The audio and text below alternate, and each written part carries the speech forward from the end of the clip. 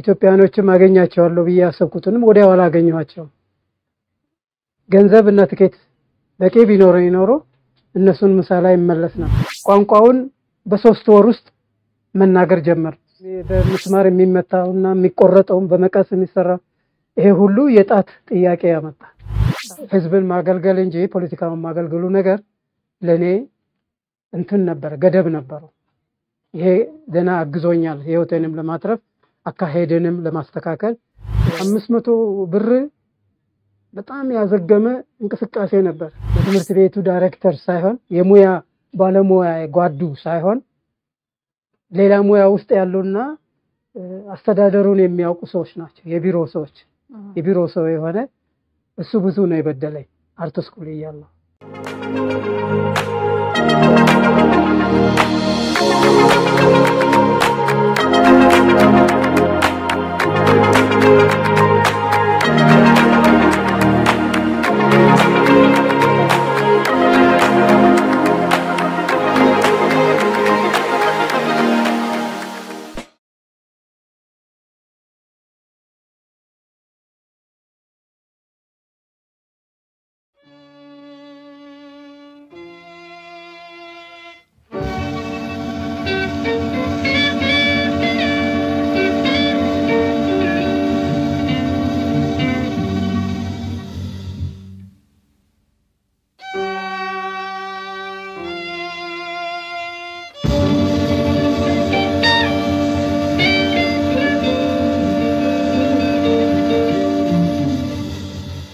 ገና በ12 ዓመቱ ለመሸከም የማይችለውን የተሸከመው ሰዓሊ ወርቁ ዛሬ ላይ ትንግርተኛው የስዕል ሊቅ ለመባል በቅቷል ይህም በአንድ ወቅት የወሰነው ውሳኔ ለዚህ ታላቅ ክብር መንገድ ጠርጓል ታሪኩም እንዲህ ነበር አንድ ቀን ወደ አንድ ሰው በማምራት ሰው ሰራሽና ባዕድጄን ይዤ ከመቸገር ወደ አዳሪ ትምህርት ቤት አስገቡኝ ያለው ነገር የመግባት እድሉን አስገኘችለትና የህይወቱን አቅጣጫ ቀየረችው ወደ ትምህርት ቤት ካቀና በኋላ ሰዓሊ የመሆን ህልሙን ለማሳካት ምቹ ሁኔታ ፈጠረለት ሰዓሊ ወርቁ ሁለተኛ ዲግሪውን ያገኘው ትምህርቱን በሩሲያ ከተከታተለ በኋላ ነበር ወደ ሩሲያ ባቀናበት ወቅት ወርቁ በተማረበት ተቋም ወደር ከማይገኝላቸው ተማሪዎች አንዱ እንደነበር ይነገራል ስኮላርሺፕ አሜሪካን ቤተሰብ ውስጥ እየኖርኩ የምማርበት ትምህርት ቤት ለ2 አመት ያህል እንድማር ስኮላርሺፕ በአንድ ጊዜ መጣልኝ ያንን ላቶ ዓለም ማሳየሁኝ ይሁን አግኝቻለሁ ስኮላርሺፕ አልኳቸው እና ከማላውቀው አካባቢ ማለት ነው እርግጥ ዝናውን ግን በደንብ አውቃለሁ የሶቪየት ህብረቱን ህዝብ ዝናውን አውቃለሁ ቤተ መጻሕፍታቸውን ሁሉ ጊዜ ጎበኝ ነበር መጻሕፍቶቻቸውን የሥራቸውን ባህላቸውን ሁሉ በፊልማቸውም በአንዳንድ ሁኔታዎችም አይ ነበር ያኔ ወደ ማዘጋጃ ቤት ያለው መንገድ አለ ወደ አቡነ ጴጥሮስ የሚሄደው ከሱ በላ አካባቢ ያሉ ቤቶች በሙሉ እዛ አካባቢ ላይ የባህል ክፍል ነበራቸው እዛ መጻሕፍት ቤት ጎበኝ ነበር እና እንግዲህ አውቀዋለሁ የሚያጓጓ ነገር ነው ግን አንድ የምረዳው የነበረው ቋንቋ እንደገና መማር አለብኝ ጥበባቸውን ግን አውቃለሁ ብርታት ጥንካሬያቸውን በዚህ በጥበቡ አኳያ አውቃለሁ ብዙ ሰዎች ከነሱ ጋር ወደ አሜሪካን ሀገር እንደፈለሱ አውቃለሁ ብዙ ህዝቦች ወደ ፈረንሳይም እንደሄዱ አውቃለሁ የፈረንሳይንም እድል አውቃለሁ የሶቪየት ህብረትንም ሁኔታዎች ይረዳሉ በደንብ አውቃለሁ ማለት በታሪኩ ተምረናል እና ቢሆንም ሰጠኋቸው አሳየኋቸው ንጉሱ ይጠብቃሉ አንተ ሄደህ ውጭ ሀገር እንድትማር ያሰብከውና የተመኘኸውን ነገር ሁሉ ታገኛለህ እዛ ደግሞ የሚሉት ነገር ይኖራል አንተን የሚያስቀይም ነገርና ስለዚህ ይሄኛው ንጉሱ ዋስትና ያለው ነገር ነው የሚል ሐሳብ ነው ከሚኒስቴሩ ጋር ያቶ አለፈለገ ሰላም ባለቤታቸው የሚኒስቴሩ እህት ናቸው ያ ሁሉ አግባቡኝ እና በ1954 እንትኑን ቪዛ ለመቀበል ወደ ሶቪየት ኤምባሲ ሄድኩኝ ሶቪየት ኤምባሲ ደግሞ እንትን አላደረገልኝም ወዲያው ሊሰጠኝ አልቻለም ጥያቄዎችን ሁሉ ተቀብሎ አካል ጉዳተኛ መሆኔን ካየ በኋላ ማማከር ነበርበት ይመስለኛል የራሱን ራሱን ተቋም እዛ ሀገሩ ማማከር ነበረበት። አካል ጉዳተኛ አለ ተማሪ ተብሎ መነገር ነበረበት ይመስለኛል። እና ያ ነው የገባኝ። እና እኔን ወደ መስከረም አዘዋወሩ። ሌሎቹ ግን ሄዱ፣ ወደ ሶቪየት ህብረት ሄዱ።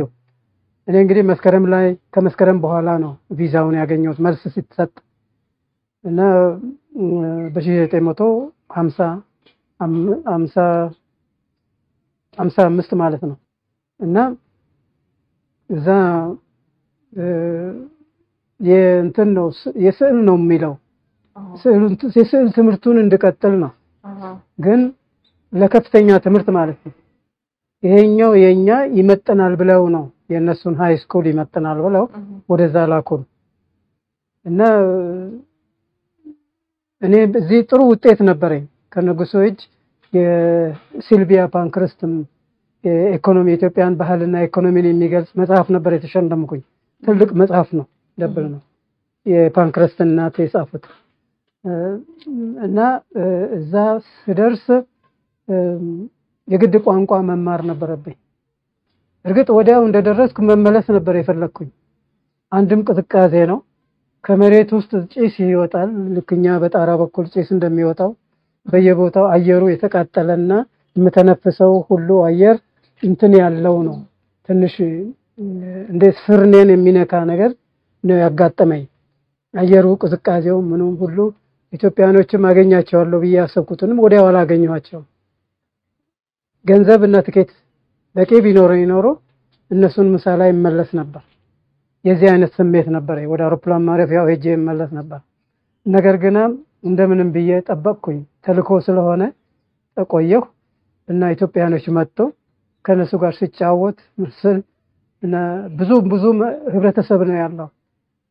ሶቪየት ህብረት ደግሞ ብዙ ህዝቦችን ነው ያሰባሰበው፣ ከተለያዩ የዓለም ህዝቦች ከምስራቁም ከምዕራቡም ከአሜሪካም ከተለያየ ቦታ ከፈረንሳይም ከሁሉ ቦታ ነው አውሮፓ ሁሉ።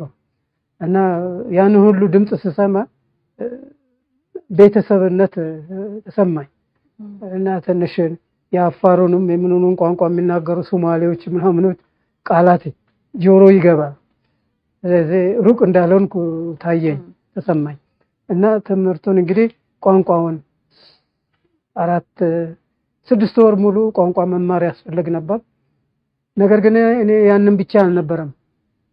የኛዎቹ ሌላ ነገር ላይ ሲያተኩሩ እኔ ስዕሉን የሚማሩበት አካባቢ እና ልጅ ሚካኤል ምሩ ጠዋት ያስነሱንና ሙዚየምን ያስጎበኙን ነበር። ልጅ ሚካኤል ምሩን ታውቋቸው እንደሆነ እና ያ ሁሉ ጥሩ እድል ሰጠን። ሙዚየም በብዛት ነው ያለው። ሞስኮ ከተማ ነበር እና እዛው ትምህርት ቤት ተማሪዎች የሚያድሩበት ቦታ ነው፣ ብዙ ህዝቦች የሚታዩበት እና ወደ ከተማ ሄደን መጽሐፍም ሁሉ ማገላበጥ እንችል ነበር። እኔ ሞስኮ ስማር የኢትዮጵያን ታሪክ፣ የኢትዮጵያን የቤተክርስቲያን አንዳንድ ስዕሎችን ብርቅዬ የሆኑ ስዕሎች እዚህ ያላየኋቸውን ብዙዎችን ነበር የማየው ቤተ መጻሕፍታቸው ውስጥ። ብዙ ቤተ መጻሕፍት ውስጥ መግባት እድል ነበረኝ። እኔ ኢትዮጵያኖች ያልጎበኟቸው ያላዩዋቸው ኢትዮጵያ ቅርሶች የተሰባሰቡ በስጦታ የተሰጡ በድሮ ጊዜ ጀምሮ ግንኙነት ስለነበራቸው እና ስዕል ትምህርት ቤት ሁሉ ጎበኝ ነበር እና አርኪቴክቶች ጋር ግንኙነት በብዛት ነበረኝና ከነሱ ጋር ስዕል ሁሉ ሰራ ነበር። እነሱ የሚሰሩትን ስዕል ቅርጻ ቅርጾችን፣ ሐውልቶችን እንደዚህ ኮፒ ይደረግ ነበር። የግሪክ እና የሮማን ኮፒዎች እና እነሱን ኮፒ ያደርግ ነበር በብዛት። በኋላ የኛዎቹም መጡ ኢትዮጵያኖችም እነሱም መጥተው እንዲሰሩ እንትን ደረሳቸው፣ መልእክት ደረሳቸው። እኔ ቀጠልኩ። በኋላ ቋንቋውን በ3 ወር ውስጥ መናገር ጀመር። ምክንያቱም ስለኖር ነው። ከህዝብ ጋር መገናኘት፣ መነጋገር፣ መጠየቅ ተፈላጊ መሰረታዊ ነገሮች ሁሉ ስንጠይቅ የግድ ቋንቋውን ማወቅ አስፈላጊ ስለሆነ ቶሎ ሰረጸ፣ ቶሎ ገባነ፣ ተረዳን እና ቆንጆ ነገር ነበር ማለት ነው። እና አቅም አገኘሁኝ ምርጫዬንም እና እዛ እንግዲህ ያው የፊተኛውን ትምህርት መቀጠል እንዳለብኝ ነው። ፔይንቲንግም ሳይሆን የመድረክ ዲዛይን ማኬት ይባላል። ይሄንን ቤት ፋሳዱን ፍለፊቱን አስመስሎ መስራት እና ለመድረክ ማመቻቸት ደረጃዎችን እና ካንዱ ባልኮን ወደ ሌላ ባልኮን ለሮሚዮ ለጁሊየት እንቅስቃሴዎች የሚጠቅሙ የባልኮን አሰራር እንደዚህ ዲዛይኖችን የመስራት ነገር መድረክ የማዘጋጀት ነገር እዚህ ጋር ቲያትር የሚሰራ ከሆነ ከኋላ ከጀርባ ከጎን እና አንዳንድ ጠቃሚ ባህላዊና ዘመኑን የሚወክሉ ኪነ ህንፃዎችን ነድፎ ማስቀመጥ በእንጨትም እንደዚህ በአንዳንድ ቀላል የሆኑ ነገሮች ማገናኘት እና ገጠር ሆነን የማሽላ አገዳ አለ። የማሽላ አገዳ ቅርፊቱ ይላጥና ልጣጩን እንደ መርፌ እንጠቀማለን።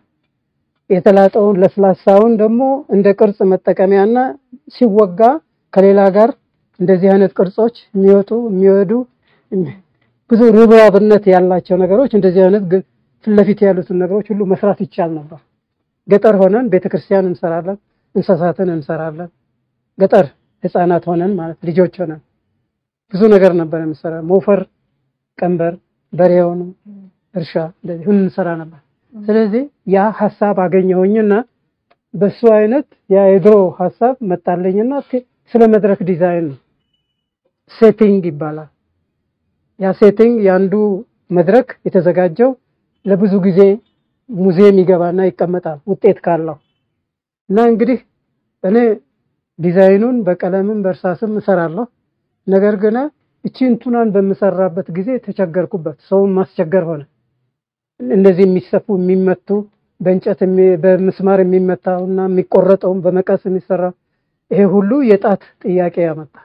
ጣቶች በእጅ የሚሰራ ነገር ምን መስራት ትችላለህ? ምንድነው የማትሰራው የሚለው ነገር እነዚህ አይነት ነገሮች ጥያቄ ውስጥ ገቡ እና እሱን ተውኩኝና 3 አመት ከተማርኩ በኋላ እና ይቀጥላል 4 አመት ያችን ማኬት መስራቱ ሞዴል መስራቱ እና ያንን ሳልሰራ ወጣሁና 3 አመት ትምህርት መረጃ ሁሉ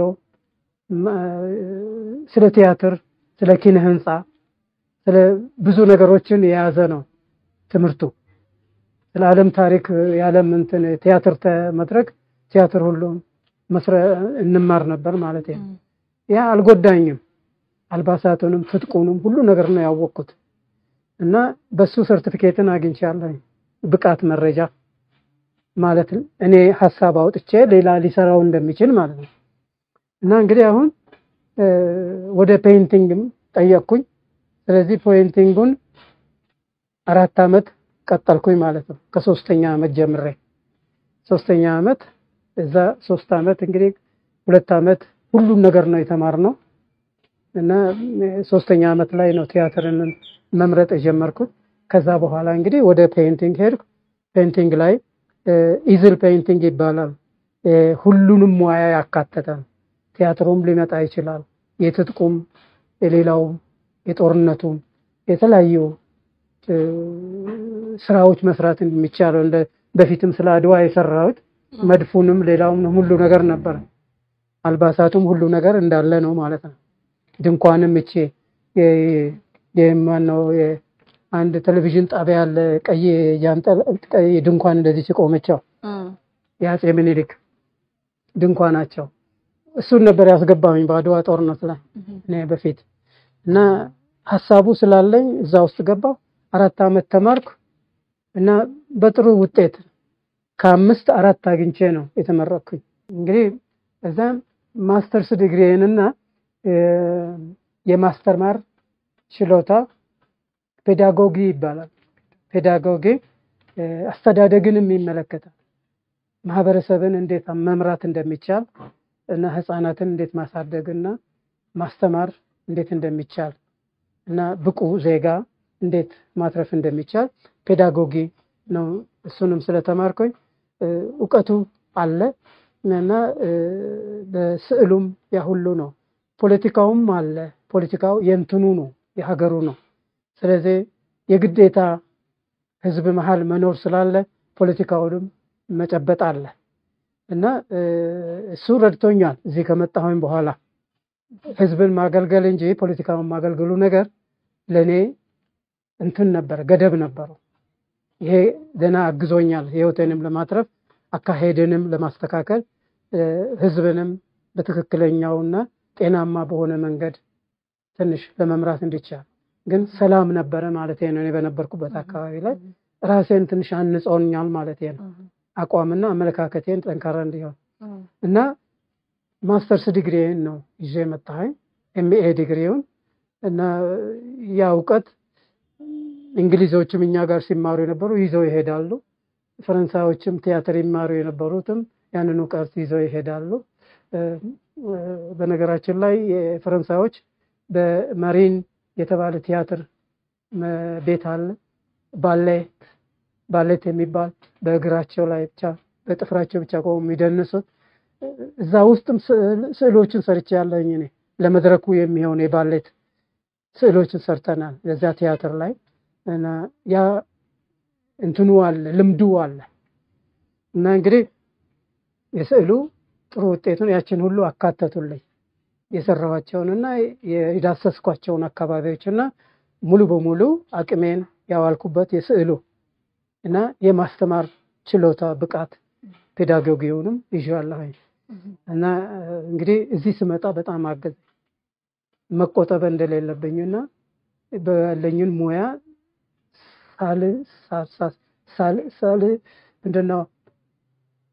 ሳልቆጠብ መካፈል እንዳለበት እውቀት መሄድ እንዳለበት ነው እና ምንም ነገር መቆጠብ የለብንም መደበቅ እንደሌለብን ብዙ ጊዜ መድኃኒት የሚያውቁ ሰዎች ብዙ ጊዜ አካፍሉ እንደምናውቀው መድኃኒት የሚያውቁ ሰዎች ተክሉን አይነግሩም ምን አይነት ተክል ለምን ይውላል የሚለውን ነገር ለራሳቸው ልጆች እንኳን ቶሎ አይሰጡም ይባክናል ብለው ያቆያል ይሄንን አስተማረኝ ያ የውጪው ትምህርት መቆጠብ እንደሌለብን መደበቅ እንደሌለብን ካካፈልኩ ይበቅላል ይዘራል ያድጋል ይበቅላል ምናልባት ወደ ኢትዮጵያ ከተመለሱ በኋላ በስንት ዓመተ ምህረት ተመልሰው በስንት ዓመተ ምህረት ማስተማር ጀመሩ? እንግዲህ 3 ዓመት የቲያትሩ ነው 1 ዓመት ቋንቋን የያዘ ነው 6 ወር እና እንደገና ደግሞ የ6 ዓመቱ የዚህ የፔይንቲንጉ ነው ፔይንቲንጉ ኢዝል ፔይንቲንግ ሰፋ ያለና ጠንካራ አስተያያ ስለነበር 6 ዓመቱን ሙሉ በሙሉ ነው እሱን ለማጠናከር ውጪም እዚህም እዛም ነበር የሰራው በፊት ሲነግረኝ ነበረው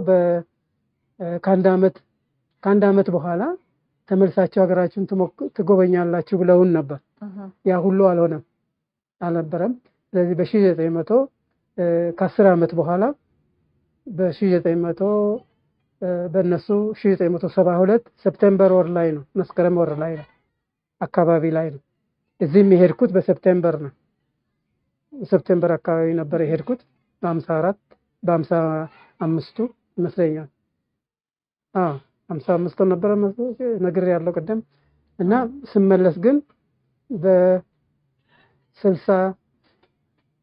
በ64 መጣሁ ግንቦት በ1964 ግንቦት ወር ከዛ መጣሁ እና ስራ ወዲያውኑ ነው የጀመርኩኝ ክረምት ወር ላይ ያስተማርኳቸው ተማሪዎችን አሁን አንዳንዶቹን አገኛቸዋለሁ አንዳንዶቹን እና ልክ ከዚያ እንደተመጣሁ አቶ አለፍለጋ ሰላም አሳወቅኳቸው መምጣቴን ወክማ መጥቼ ሳይ የድሮ ሰዎችን አላገኘኋቸውም አርት ስኩል ነው ቀጥታውን የገባሁኝ እና አርት ስኩል ወዲያው ተቀበለኝና በ500 ብር ደሞዝ ስራውን እንዲጀምር ግንቦት ወር ላይ ቀጠሩኝ እና በ2 ወር ውስጥ ጥሩ ተማሪዎችን አዘጋጀው በጥሩ አይነት አጀማመር ማለት ነው እዛም አቅም ይሰጡን ነበር ሙከራዎችን እዚህ በፔዳጎጊው ሐሳብ ልምዶች ነበሩ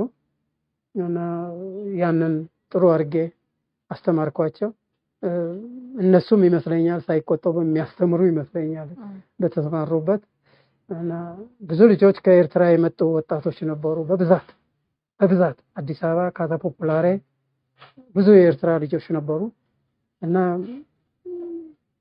አካል ጉዳተኞች በብዛት ነበሩ እና መስማት የተሳናቸው እና አብዛኞቹ ሄደዋል ወደ ሀገራቸው። እንግዲህ 22 ዓመት ሙሉ ነው ያስተማርኩት። 22 ዓመት ሙሉ ሳስተምር 500 ብር በጣም ያዘገመ እንቅስቃሴ ነበር። የቆየ ያዘገመ ማለት እድገት አልነበረው። ለውጥ ሲመጣ ከነጨራሹ ብዙ ነገሮች ተዘጉ እና ያስተዳደር ጉድለት ነው። የትምህርት ቤቱ ዳይሬክተር ሳይሆን የሙያ ባለሙያ ጓዱ ሳይሆን ሌላ ሙያ ውስጥ ያሉና አስተዳደሩን የሚያውቁ ሰዎች ናቸው። የቢሮ ሰው የሆነ እሱ ብዙ ነው የበደለኝ። አርት ስኩል እያለሁ ብዙ ነው የጎዱኝ። አላደግኩኝ። ቤተሰብ ነበረኝ እዛ ሶቪየት ህብረት ሳለሁ እነሱንም ማስመጣት አልቻልኩም እና እድገቱ ስላልነበረ ገንዘብ እድገት ስላልነበረ እና 315 ብር 315 ይመስለኛል ከ66 ሳንቲም ይዤ ነው የወጣሁት ጡረታ ግንቦት ወር ላይ እና ይህ ሁሉ የሆነው ይመስለኛል ሁልጊዜ የኔ ተማሪዎችም ሆኑ አስተማሪዎች የማስተማር ዘዴው አካሄድ የተለየ ነበር ከሌሎች እና የደርግ ስርዓት ደግሞ ምን ሰራችሁ ሪፖርት አድርጉልን ማን ነው ከናንተ አካባቢ ላይ ብቃት ውጤታማ የሆነ የሚለውን ነገርና ወረቀት የመስጠት መጽሐፍት የመሸለም ነገሮች ነበሩ ማለት ነው እና ያ ሌላውን ያስኮርፍ ነበር። ግድ የለህም ይባላል። አንዳንድ መምህራንም የተሰማቸውን ነገሮች ስለሚያንጸባርቁ አስተዳደሩ ጋር አንድነት ሆነው እኔን ትንሽ መጫን ጀመሩ። አልጎዳኝም። እኔ ደስታ ነበረኝ። እውቀቱ መሄዱ፣ ሌላው መስራቱ፣ ሌላ ላይ ያንቺን አቅም ማየት መቻሉ፣ እውቀት መግባት ሰረጸ ማለት የሚቻልበት ደረጃ ላይ ነበር። ስርጸት ነበረው። ሌሎች ጋር ደርሷል ማለት ነው። ይህ ያረካኝ ነው። ስለ ገንዘብ አላስብም ነበር። ነገር ግን ብዙ እንደተጎዳህ በኋላ ነው ያወቅኩት። ጡረታ ስወጣ የምገባበት ሰዓት በዛ በ315 ብር ከ66 ሳንቲም ይዚህ አይነት ነበረ እና የኔ ተማሪዎችም ብዙዎች ወጡ ሄዱ። እኔ ጡረታ ከወጣሁኝም በኋላ ከዛ በፊትም ይወጡ አሉ እና በኋላ ኢህአደግ ከገባ ከአካባቢ ላይ ከገቡ በኋላ ተማሪዎች ስራቸውን ይዘው መጡ። እዚህ ማዘጋጃ ቤት ኤግዚቢሽን ለማድረግ የኤርትራ ልጆች ስራቸውን ይዘው መጡ። እኔም ማውቃቸው ከዛ ስራዎቻቸው መጣ። አንዳንዶቹ ሲነግሩን እንደዚህ ናቸው እንደዛ ናቸው ሁኔታዎች ይነግሩኝ ነበር። እኔ በዛን ጊዜ አንድም ልጅ ምን ዜጋ እንደሆነው አላውቅም ነበር። የሚሰራውን ስራ ብቻ ነበር የማየው። በኋላ ነው ይሄ ሽኩቻ ምናምን ሲመጣ ያወቅኩኝ። አብረን ኖረናል ካታ ፖፖላሬን በልጅነቴ ውጪም እንደዚህ ስራዎች እንደዚህ ነበሩ ማለት ነው እና ገንዘቡንም አላስብም ነበረ። በኋላ መጎዳቴን አየሁ እና አሁን ነው ትንሽ መጠገን ጀመረ። መንግስት ያችን ማሳደግ ጀመረ። ትንሽ ወደ ኋላ የቀረችውን ለሁሉም መሰለኝ፣ ለኔ አይደለም፣ ለኔ ብቻ አይደለም፣ ለሁሉም ትንሽ መጨመር ጀመሩ። ኑሮው ነው መሃላችን ያለው። ኑሮውን ለመሸፈን ለማሸነፍ የምታደርጊው የገንዘብ አወጣጥ እሱ ብቻ ነው የሚያስታውስሽ እንጂ ሌላው ነገር ይሄን ዓለም ምስክርነት አይሰጥም። መጎዳትን ወይንም ሌላ ነገር ማለት ገበያ ላይ ስትሄጂ ነው እንጂ ገንዘቡ ማደግ አይደለም። ከአርት ስኩል በኋላ ግን ቀጥታ ከ4 ኪሎ አርት ስኩል በኋላ ወዴት? እንግዲህ የወይዘሮ ገነት እህት ወንድም ዮሐንስ የሚባል ልጅ ነው። ታናሽ ወንድማቸው አለ፣ የመጨረሻ ወንድም ዮሐንስ የሚባል እኔ ጋር ይመጣ ነበር። እኔ አንድ ዘመዴ አሁን አሜሪካን ሀገር ነው ያለው፣ የእናቴ ወገን የሆነ እሱ አሜሪካን ሀገር ንብረት አለው እዚህ 1080 ጋር እሱ ጋር ከአርት ስኩል እንደወጣሁ የሚሄድበት ስላጣሁ እሱ እኔ ጋር ሆነና አርኪቴክቶች ጋራም እየተመካከርክ በዲዛይንም በሌላውም ስራ ትንሽ ብዙ እገዛ ልታረጉ ትችላላችሁ ብሎ እሱም 500 ብር ቆረጠልኝና ከኔ ጋር ሆነ ከኛ ጋር ሆነ ብሎ እሱ እነሱ ጋር እንድቆይ ያደረገ እሱ ስቱዲዮ ሰጠኝ። ከዚህ ክፍል የሚበልጥ ስቱዲዮ ሶስት ቤቶች ይሄንን የሚያክል ስዕል ኮሪዶር ስዕሎችን የሚሰቅልበት እሱ ጋር 7 ዓመት ሙሉ ስራዎችን ሰርቼ አሊያንስ ፍራንሴስ ኤግዚቢሽን አቀረብኩ። ወደ 47 ስራዎችን 7 ዓመት ሙሉ። ለሱ ግን ምንም ጥቅም የሰጠሁት ነገር የለም። እንዳው መገኘቴን ነው የፈለገው እሱ እንዳልወድቅ ነው የፈለገው እና ትንሽ ራሴን እንዳልጥል ማለት ነው። አሁን እሱም እየደከመ ሄደ። ሰራተኞቹ በሌላ ቦታ ላይ እየተጠየቁ ሌላ ቦታ ላይ የተሻለ አማራጭ ነገር ስላገኙ ከሱ ጋር ስለሚሄዱ ሁኔታዎችን አይቶ እኔም ወደ ጡረታ መሄድ አለብኝ እና ስለዚህ አንተም እንግዲህ አንድ ነገር ማድረግ አለበት ስቱዲዮ ምናምን ፈልገህ አለኝ። ከዛ ወጣሁ። በዚህ እዛ ድረስ ይመጣ ነበር ዮሐንስ እኔ ጋር ይመጣ ነበር። ስዕል ስሰራ ያያል፣ የሰራሁትን ስራ ሁሉ ያያል። ኤግዚቢሽን ጋር መጥቶ ነበር መሰለኝ እና በኋላ ከእህቱ ጋር ተመካከሩና ትምህርት ማስተር የተባለ ቪዲዮና ሞዴሊንግ መሰለኝ እንደዚህ አይነት ትምህርት ቤት ከፍተው ነበር። አዜብ ይባላል እና እነሱ ጋር ስሰራ ቆየሁ እና ብዙ አመት ሰራሁ እና እነሱ ደሞዝ ቆርጠውልኝ ስራዬን ቀጠልኩ እና እነሱ አተረፉኝ ማለት ነው። እና ዜብም ወደ ቪዲዮ ወደ ሲኒማቶግራፊው ሳይሆን ወደ ቪዲዮ ሲሄዱ ስዕል ትምህርት ቤቱን ደግሞ የስዕሉን አቅጣጫ ትምህርት ቤቱ አንድነት ነበር። ቪዲዮና የስዕሉ ጎን ለጎን ነበር እና የኔንም ልጆች አሰልጥነውልኛል። ብዙ ልጆቼ በቪዲዮም ሰልጥነዋል በፎቶግራፊው ጀምሮ እንደገና ደግሞ በአኒሜሽን የትንሹ ልጅ የኔ ልጅ እሱ አኒሜሽን ነው የሚሰራው እና በጣም ከፍተኛ ብቃት ያለው ልጅ ነው።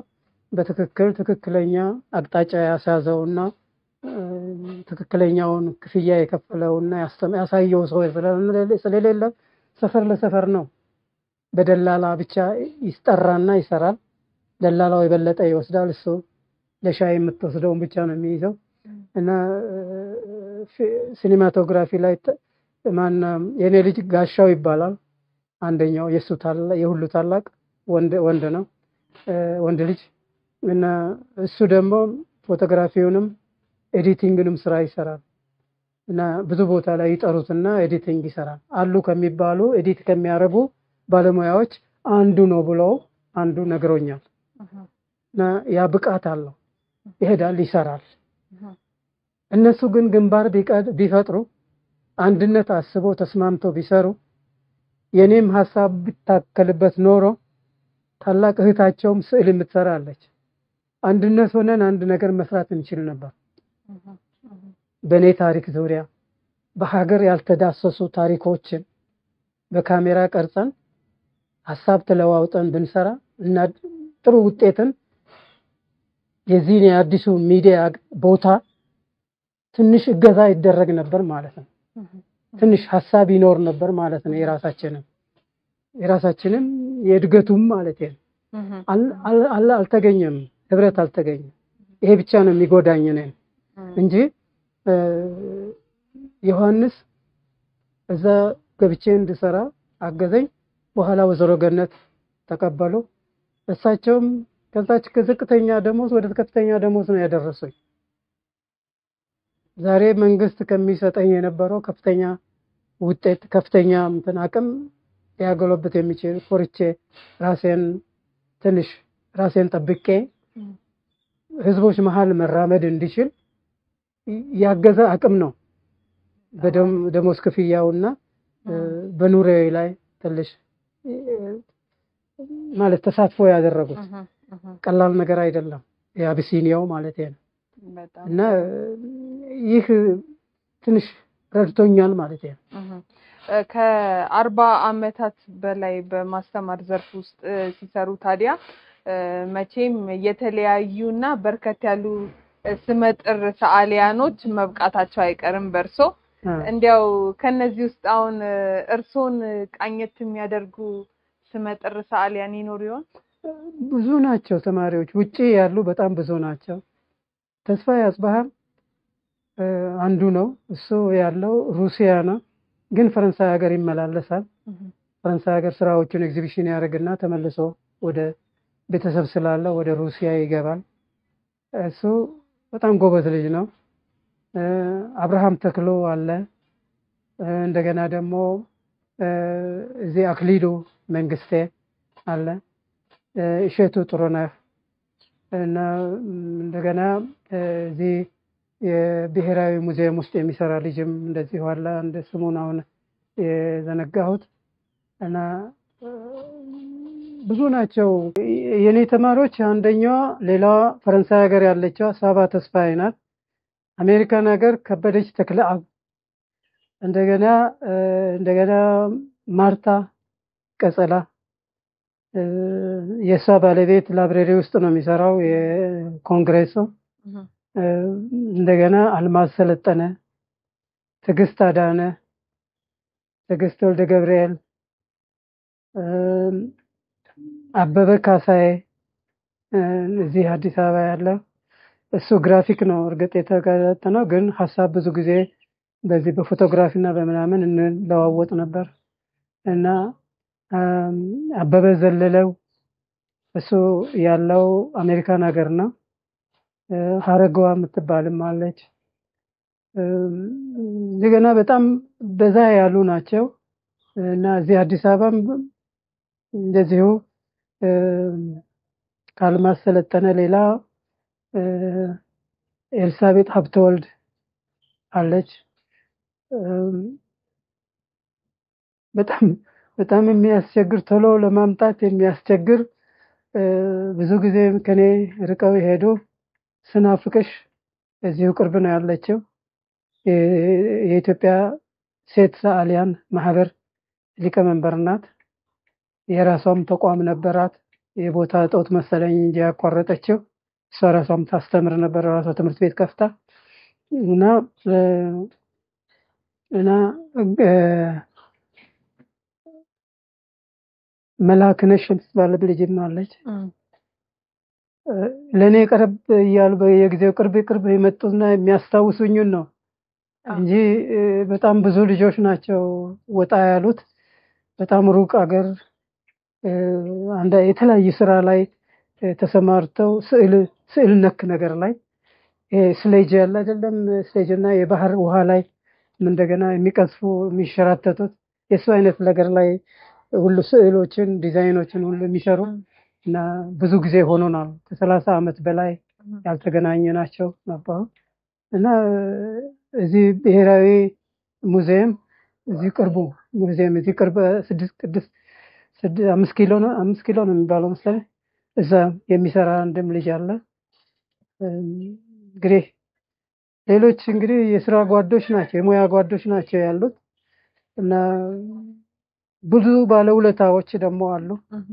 እና በዚህ በኮቪዱ ምክንያት እገዛቸውን ያደረጉልኝ እና እነ ታደሰ መስፍን ሁሉም እና ተሰማ ደምሴ እገዛ ያደረገልኝ፣ ለችግሬ ብቻ የደረሱልኝ በጣም ብዙ ናቸው።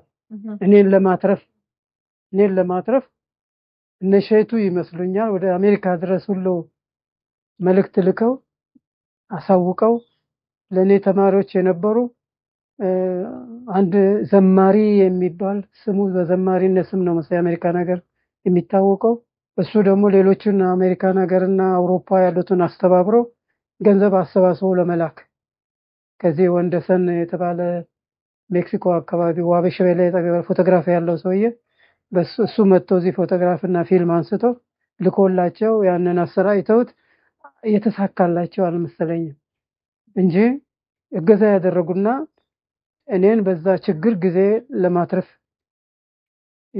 የቻሉ ብዙ ሰዎች ናቸው ከአቢሲኒያ ትምህርት ቤት ሌላ ማለት ነው። እና በዛይ በ315 ብር ከ66 ሳንቲም መነሻ የትም መድረስ ማልችል ነበር። ዛሬ የምገኝ ሰው አልነበርኩም ማለት ነው። እንደዚህ አይነት ነገር ነው ያለው። ወርቁ ማሞ ከግማሽ በላይ የሆነውን እድሜውን ያሳለፈው በመምህርነት ነው።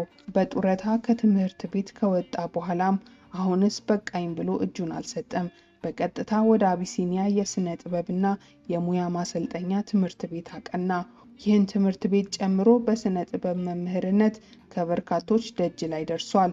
በገባባቸው ትምህርት ቤቶች ሁሉ ከእግሩ ስር ቁጭ ብለው ጥበብን በመቅሰም የራሱን ደቀ መዝሙሮች የሚያፈራ ጉምቶ አስተማሪ ነበር። ለተማሪዎቹ ተቀኝቶ የሚቀርበው እንደ መምህር ብቻ ሳይሆን በአባታዊ የመንፈስ ትስስርም ጭምር ነበር። የቱንም አይነት ተማሪ ቢሆን አይችልም ብሎ የሚንቀው፣ አይገባውም ብሎ ችላ የሚለው የለም። ከእድሜው እየቀነሰ በትርፍ ሰዓትም እያስተማረ መድረስ ካለባቸው ደረጃ ያደርሳቸዋል። በሙሉ አካል ሆኖ ለመስራት የሚያታክተውን ነገር እሱ ግን በሁለት የተቆረጡ እጆቹ መካከል ብሩሹን አሳርፎ ሌት ከንጋት በዚሁ ትግል ውስጥ ነው። በእነዚያ ሁሉ ዘመናት ውስጥ አስተምሮ በታላቅነት ሰገነት ላይ አስቀምጧቸዋል።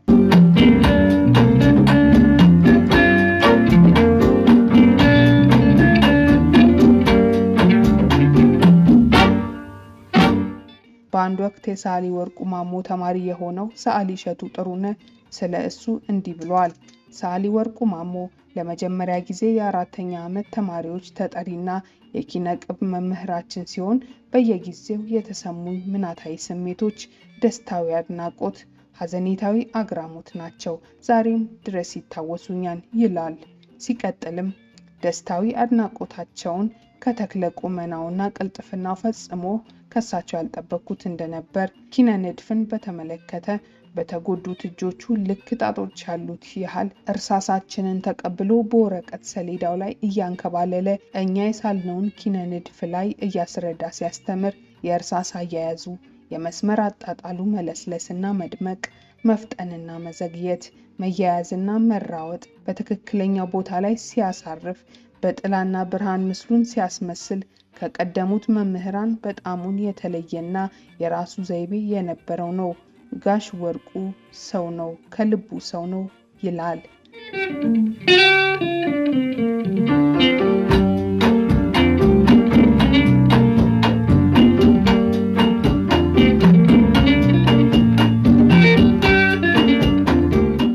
ረዳት ፕሮፌሰር በቀለ መኮንን በበኩሉ ማስተላለፍ የሚፈልገውን መልእክት ዘወር ባለ አማርኛ መግለጹን አረሳውም በማለት መምህሩን ያስታውሳል።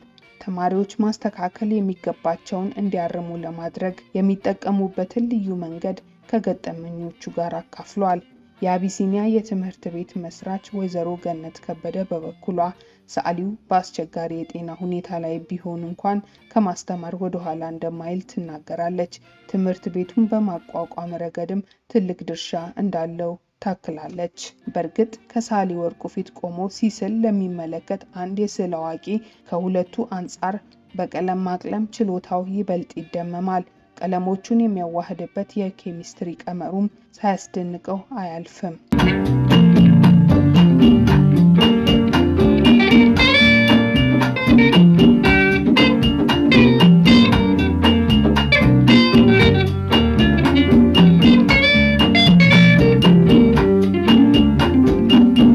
ወርቁ ካለው ጥበብ አንጻር ቅንጣት ታህሏን እንኳን በኑሮ የታደለ አይደለም።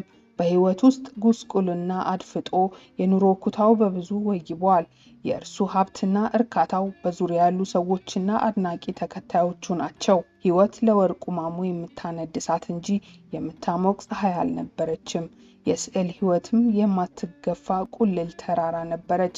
ከጫፏ ላይ ለመድረስ ከስር መወጣጫዋን በከመረ ቁጥር ግማሽ ደርሳ እየተናደች ፍዳውን ታብለዋለች። ወርቁ ግን ዳግም የፈረሰውን ለመገንባት ይነሳል እንጂ ከፈረሰው ጋር አብሮ የሚፈርስ ሰው አይደለም።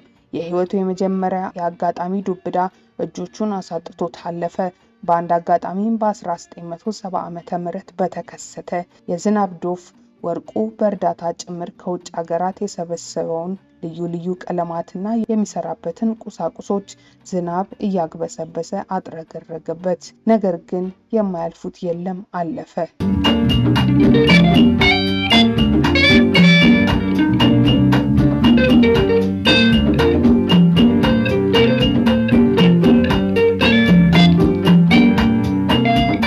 ጋሽ ወርቁ ምናልባት አሁን ወደ ስዕል ስራው እንምጣና በህይወት ዘመኑ ምን ያህል ኤግዚቢሽን አቅርበዋል?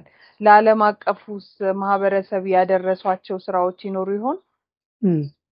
እንግዲህ እኔ የሰራኋቸው ስዕሎች ይሄን አልናቸው አይደለም፣ ብዛታቸው ነው። ኤግዚቢሽን ላይ ወደ 47 እንደዚህ አይነት ስዕል ነበር ያቀረብኩት።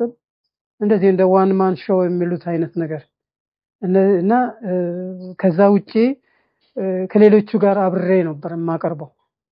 ሌሎች ስዕል ሲያቀርቡ ከነሱ ጋር በህብረት በተለይ በደርግ ጊዜ የዚህ አይነት አስተባባሪነት ባህሪ ያለ ይጠቀሙብን ነበር። ያለንን ጊዜ ከስራም እያጓደሉ በየቦታው ላይ ስዕሎችን እንዳቀርብ ያደርጉ ነበር። ያ በጣም አድርጎ አቅማችንን አዳክሞን ነበር ያ የፊተኛው ስርዓት እና ከዛ ወዲህም ትንሽ ሐሳቦቻችንን አንድነት አድርገን የስዕሉን ዘርፍ ከፍ ለማድረግና ባለሙያዎችንም ለማውጣትና ግልጽ አድርጎ ማህበረሰቡ ይሄን ሙያ አጥብቆ አክብሮ እንዲይዘው ኤግዚቢሽኖች ሲደረጉ እሳተፍ ነበር እና እዛ ላይ ዳኝነት ላይም ሁሉ ቀርብ ነበር እና የኔ ድርሻ እንደዛ አይነት ነበር። ባለፈው ጊዜ አቅሜን በሙሉ ነው ያማጣጣሁት በህዝብ ስራና በዚህ በኤግዚቢሽን ቦታ ላይ ሙያዬን ልጠቀምበት አልቻልኩኝም። ከ20 ዓመት በላይ በጣም ብዙ ጊዜ ነው እንትን ያለው። በኋላ ነው መነሳት የተቻለው። ኢህአዴግ አካባቢውን ሲቆጣጠር ትንሽ መስራት ቻልን፣ ትንሽ ወደ ራሳችን መመለስ ቻልን እና እንግዲህ ከዛ በኋላ ነው ኤግዚቢሽን ማቅረብ የጀመርኩት። ወርቁ ማሞ ለሀገሩ እንደደከመ በሀገሩ ምንስ ተደረገለት ካለን የሚያስተዛዝበን ጉዳይ ይሆናል። ለኑሮ ባይሆንም ለስራዎቹ ያገኛቸው ጥቂት ነገሮች ነበሩ።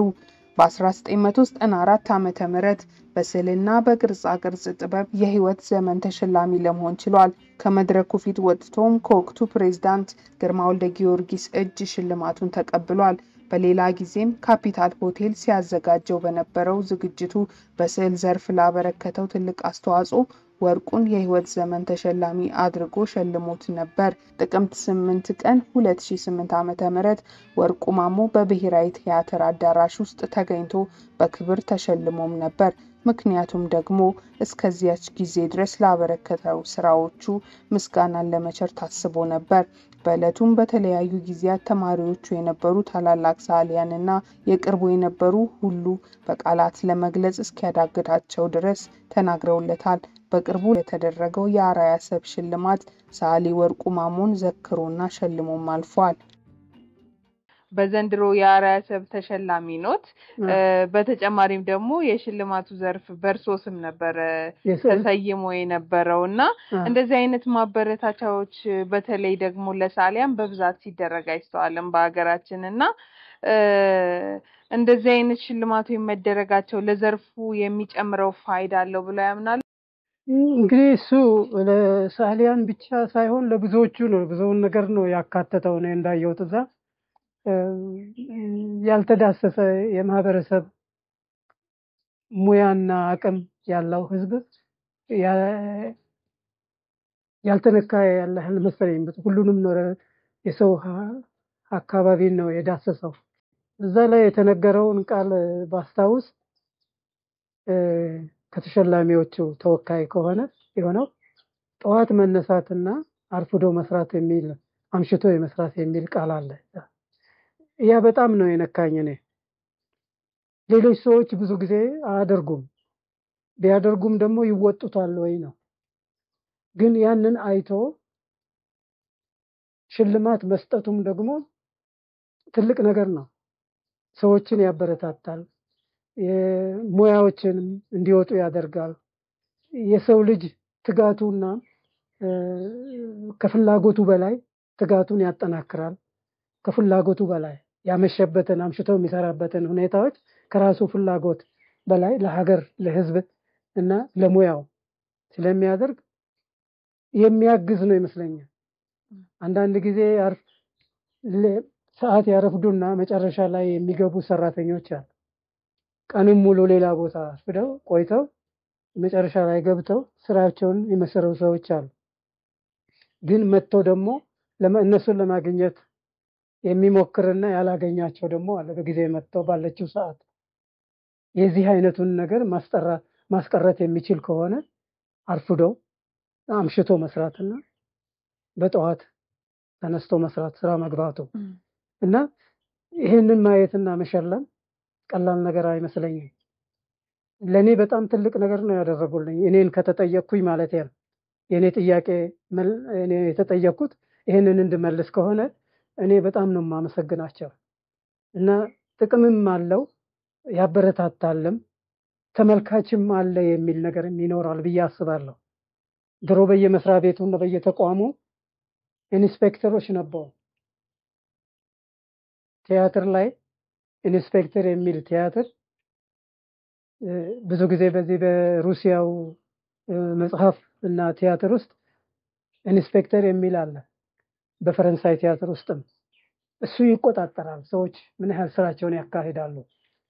እኔ ድሮ አርት ስኩል ስሰራ የሚሰራው ሰው አቅም አለው ወይ ችሎታ አለው ወይ ዝም ብሎ አያስቀምጡትም። ስራ ላይ መጥተው አሰራሩን የማስተማር ችሎታውን የስራ አፈጻጸሙን ይያዩና ይጎበኙና ይችላል ስራውን ይቀጥል የሚል ድጋፍ ይሰጣሉ ወይንም ደግሞ አስተያየት ይይዛሉ። የዚህ አይነት ነገሮች ሁሉ ቦታ ላይ ተቆጣጣሪ ሲኖረው አንድም የኔ ደሞዝ ያነሰው ሽልማት በየአመቱ ወረቀት እንሰጣለን። የስራ አፈጻጸሙን እንዴት ሆኖ ነው እድገቱሳ ደሞዙሳ ብሎ የሚቆጣጠር የለም።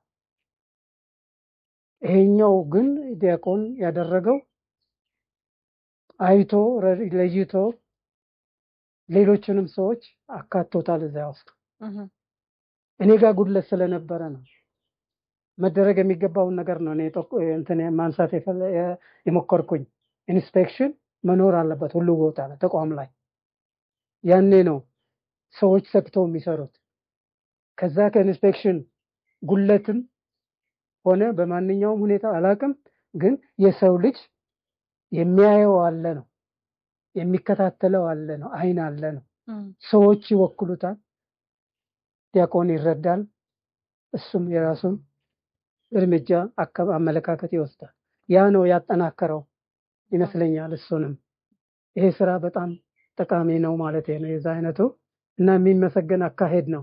የኔ ስራዎች እንግዲህ አንዳንድ ሰዎች እጅ ነው ያሉት። ተሰማ ደምሴ ጋር አለ። እሱን ምናልባት ጊዜ አግኝተሽ ከአሜሪካ ተመልሶ አንዳንድ ስራዎችን ሊያውስሽ ይችል ይሆናል። የሱ ስራ በጎርፍ የተወሰደ አንድ ስዕል ነው እናቶች በቀለም የተሰራ።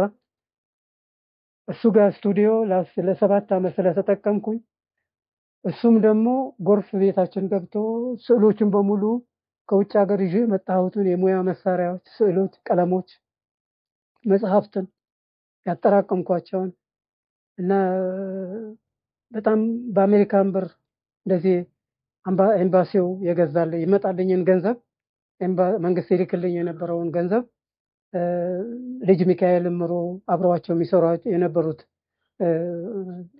እንትን ኤምባሲ ውስጥ ያሉ ሰዎች እነሱ ይገዙልኝ ነበር። ይሄን አይነት መጽሐፍ ግዙልኝ ስላቸው ገንዘብ ከኔ ይመጣልኝ በየአመቱ ይመጣልኝ ከዛ ውስጥ አውጥተው ይገዙልኝ ነበር እና በጣም ይረዱኝ ነበር ያግዙኝ ነበር እና ታዲያ እነዚህ ሰዎች ሁሉ መሰገኑ ናቸው እና እዚህም ተሰማ ብዙ ጊዜ ነው ያገዘ 7 ዓመት ስራዎቹን መዋስ ይቻላል ማለት ነው።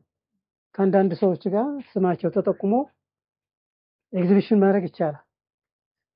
አንድ ቤተሰብም አለ ኤርሚያስ ዶክተር ኤምቢያስ እሱም አለው ያልተነካ ከተሰማ ጋር የወሰደው ስዕል 5 ስራዎች አሉት። ኦኬ ያልተነካ ማለት ነው። አቧራ ምናምን ያልነካው ደህና። እንደገና ደግሞ የተበላሹት እንደዚህ ቆሽሾ የተገኙ ኔጋ አሉ። እሱ ታጥቦ የኔ ልጅ አጥባ እሱ ገዝቶታል። ታሪካዊነቱን አይቷል። ስዕሉንም ወዶት ገዝቶታል። አንድ ሁለት ስዕሎች አንድ ስዕል ይመስለኛል እና ሌሎች ስዕል ግን አቶ ተሰማ ጋር አገኝቶ ገዝቶታል። ቆይቷል። በጣም ጊዜ ሆነው ነው። ሌላው ወደ እንግሊዝ ሀገር ነው ይዘውት የሄዱት እና ስዕሎች አሉ፣ የተረፉ ስዕሎች አሉ። ድንገት ጣራ ስር እንደዚህ ያስቀምጬ የነበሩት ስዕሎች የኔ ቤት የእናቴ የሰሩት ቤት ትንሽ ከፍታ ያለው እዛ ውስጥ ጣራ ውስጥ የተቀመጡት ጎርፍ አልነካቸው እና እንግዲህ 3 ጊዜ ነው ጎርፍ የገባው ቤታችን። እነዚህን ስራዎች አሁን የት ማግኘት ይቻላል? አሁን ሰው ጋር ነው ያሉት። ቤቱ ተሰርቶ እስኪያልቅ አንድ ቀን ታይና ምናልባት እድል ኖሮ ወይንም አስተካክላቸው ይሆናል የሚመች ከሆነ ወይንም አዲስ ሰርቼ ምናልባት እድል ይኖር ይሆናል። ሌላ ቦታ ከመቅረባቸው በፊት የኔ ልጅ ምናልባት አምናለሁ እሷም ምናልባት እድሉን ትሰጥሽ ይሆናል እንድታሳይ አንቺ ጋር ማሳየት እንዲቻል። እንግዲህ ታይቶ የነበሩ ስራዎች ናቸው እና ይሄ ጌታ መኮንን እሱ ጋር አንድ ስዕል አለ።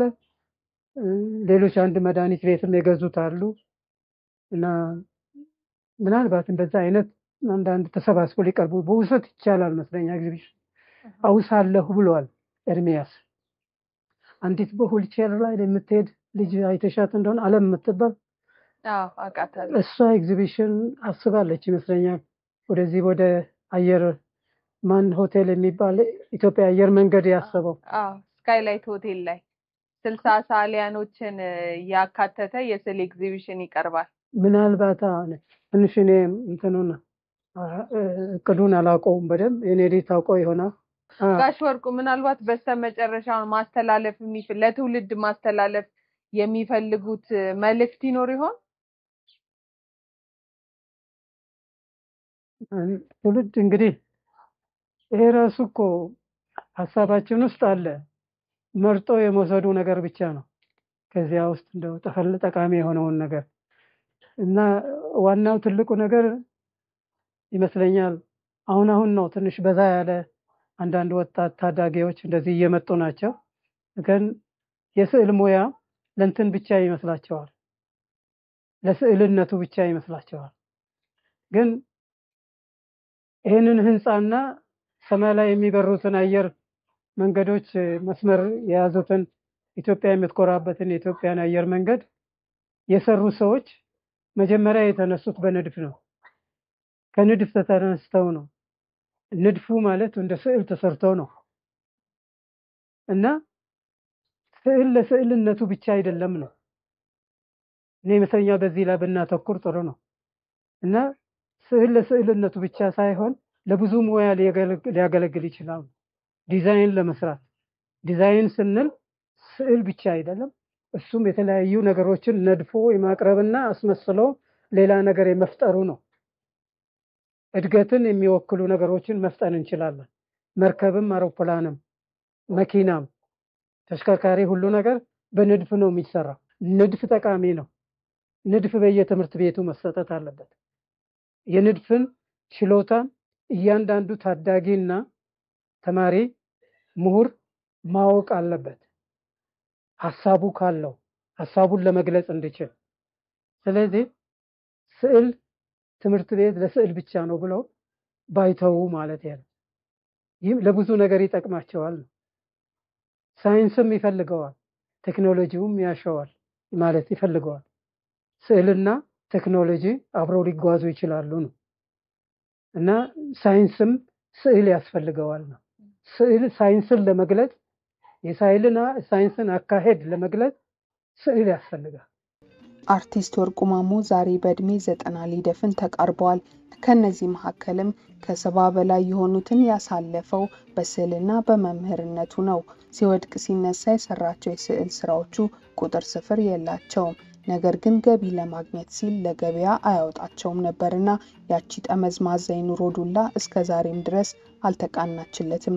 መንፈሰ ብርቱ ወርቁ ግን በበርካታ ልጆችና የልጅ ልጆች ህይወትን እየገፋ ነው። ወርቁ ማሞ ጥበብን ከእናቱ ተቀበለ። መልሶም ለልጆቹ ሁሉ አወረሰ። ለራሱ ሳይኖር ሌሎችን አኖረበት። በስራዎቹ ሁሉ አዋቂም ታዋቂም ነበር። ሕይወትና ኑሮ ግን ከአፍ እስከ ገደፍ አስጨናቂ ነበር። ተረሳውኝ ብሎ ግን አያውቅም። አካል እንጂ ስሜትና መንፈስ አያረጅም ካሉ ማሳያው ወርቁ ማሞ ነው። አሁንም ረጅም ዕድሜ፣ አሁንም ትልቅ ጥበብ። ትንግርቱ ብዙ ነው፣ ተአምሩም ይቀጥላል።